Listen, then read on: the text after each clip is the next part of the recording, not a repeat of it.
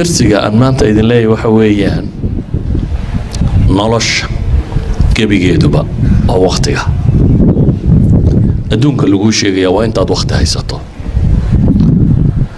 adduunyadu way soo jirtay waqti dambana waa sii jiri doontaa laakiin adiga waxaas shaqadaada maaha adiga waxaa laga yaabaa inaad joogto 60 ilaa 70 sannadood meelaha adiga adduunkaagu waa intaa dadka kale adduunkiisa waxba kama gelin adiga adduunkaagu waa maanta dhalatay ilaa iyo maxay intaad ka dhibanayso waa 60 sannadood 60kaagii sannadood sidaad uga faa'iidaysatay sidaad wax u qabsatay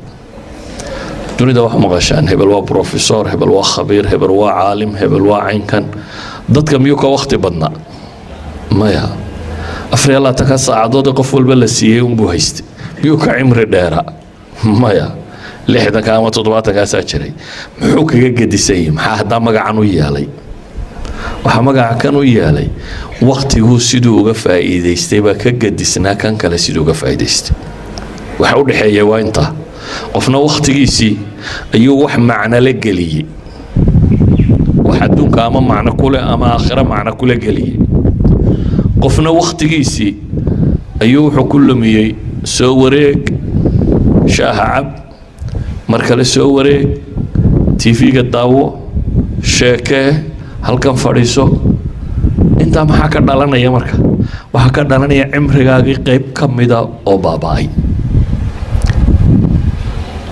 markaanu dhahno waa 8 saacadood baynu dhiba soo haray aad waxba qabanin soo ma aha 8 saacadood 24 saacadood imse ka yihiin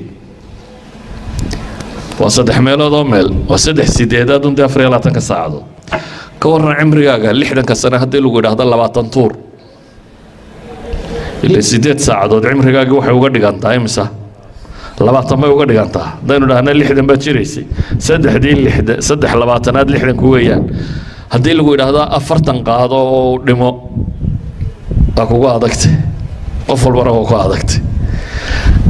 de hadda maxaad u dilaysaa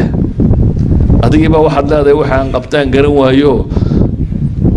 20 sannadood oo cimrigayga ka mid aan rabaa inuu cidla ku baxo sida awgeed dhalinyaranimadu waa marka uu qofku u caafimaad badan yahay waa marka uu ugu waqti badan yahay waa marka nolosha waxa ku xeerana dhibta ku haya ugu yar yihiin laakiin haddaan waqtiga ka faa'iideyn waa markuu ugu doqoniimo badan yahay waayo hadhow markaad weynaato ayuunbaad calaacali doontaa odhan doontaa maxaa waqti dhaafay haddaan berigii waxaan samayn lahaa haddaan waxaan samayn lahaa